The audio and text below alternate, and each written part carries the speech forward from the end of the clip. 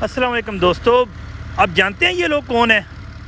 یہ وہی لوگ ہیں جو کہ سڑکوں پہ سوتے تھے اور مانگ کے شام کا کھانا کھا کے پھر سڑکوں پہ سو جاتے تھے۔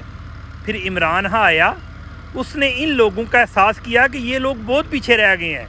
ان کے لیے انہیں باقاعدہ طور پہ پناہ گاہیں بنائیں، لنگر خانے بنائے اور ان کے ساتھ بیٹھ کے کھانا کھایا تاکہ ان کو احساس ہو کہ ہمارا کوئی سوچنے والا ہے۔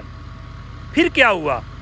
پھر جناب نئی حکومت آئی اور حکومت کو نہیں گوارا تھا کہ یہ لوگ کھانا کھائیں اور اچھی زندگی گزار سکیں اور بہترین کھانا کھا کے بہترین جگہ سو سکیں، کیونکہ اگر یہ لوگ بہترین جگہ سو جاتے ہیں، اچھا کھانا کھاتے ہیں تو یہ اپنی عقلی ترقی کا سوچ سکتے ہیں۔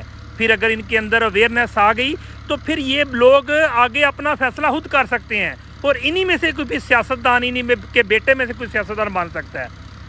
لیکن انہوں نے جناب ہیلتھ کارڈ بند کر دیا، مکمل طور پہ یہ جناب پناہ گاہیں، لنگر خانے بند کر دیے تاکہ آئندہ یہ لوگ اٹھ نہ سکیں۔